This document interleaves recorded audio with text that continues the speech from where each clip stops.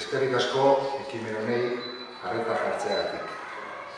Neri egokitu zait hitz egitea gu guztion izenean, Zumaiako Bilduren izenean aurkezpen honi.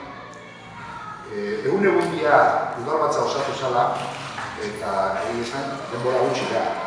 Danok gea berriak, gehienok, egokitzen lanak izan ditugu eta dauzkagu, baina denborak ardua bezala onduko gaitulakoan. Denbora honetan, gu talde lanean jardun dugu eta esan biharra daukat, eta hau etxegon preparatuta.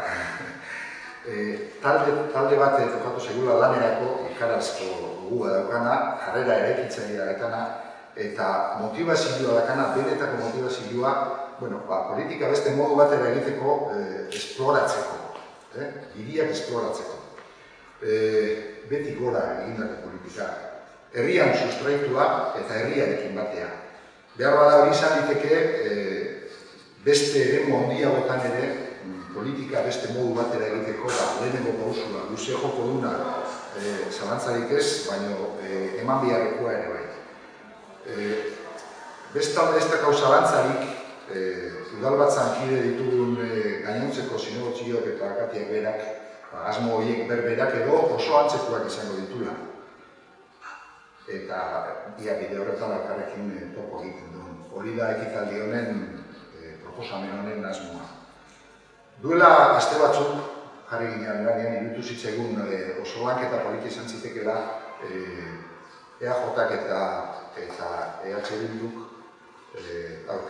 hauteskundeetarako aurkeztutako programak ikusi, konparatu eta ikusi nun izan zitezkeen elkarlanerako topaguneak, eta hori dena. Lanketa sakon bat egin dugu, eta lanketa horren emaitza dokumento hau dezue. Dokumento honetan, 12 ataletan, 40 proposamen bildu ditugu, eta zuen baimenarekin irakurri egingo dut dokumento hontako sarrera, nire improvisatzeko kapazitatea baitetan ez da nesteko. Honela dio dokumentuaren sarrerak. Zumaiako EH Bilduren elkarlaneako eskaintza EAJari. Hau da dokumentu. Gaur betetzen dira, egun Zumaiako alkatetza EAJak hartu zuenetik. Denbora tarte honetan, kezkaz ikusi ditugu jarrera batzuen lotuta, EAJari elkarlanerako eskaintza bat egiteko elkartu era gaur. Maiatzean izan ziren hauteskunden aurretik, oroa eta salbuespen, kanpaina giro eraikitzailean joan zela iruditzen zaigu. EH Bilduk aurkeztu zuen bere herri programa, eta baita EAJak ere, eta bi alderdion programetan herriarekin lotuta elkarrekin lantzeko moduko puntuak ugariak zirela agerikoa zen. Bestalde, EAJak hauteskundeak irabazi ondoren, EH Bildutik egin genuen lehen irakurketan argi agertu genuen jarrera, eta izan zen 2017 Zumaiarren babesa genuela, eta horrek 75 boto gehiago eta zinegotziko kopuru berbera duen EAJaren gobernuari gure ekarpen eraikitzailea egiteko indarra ematen digula. Izan ere, politika egiteko modu berri bat martxan jartzeko aurkeztu ginen hauteskundetara, eta horrekin lotuta alderdion interesen gainetik herrigintza lehenetsi behar dela iruditzen zaigu.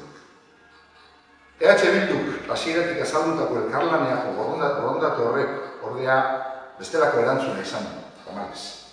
Kezkaz ikusi ditugu udalak egun hauetan oposizioan dauden indarrekiko agertutako hainbat jarrera. Eta kanpainan EAJak adierazi zituen elkarlanerako asmoak alde batera geratu direla dirudi.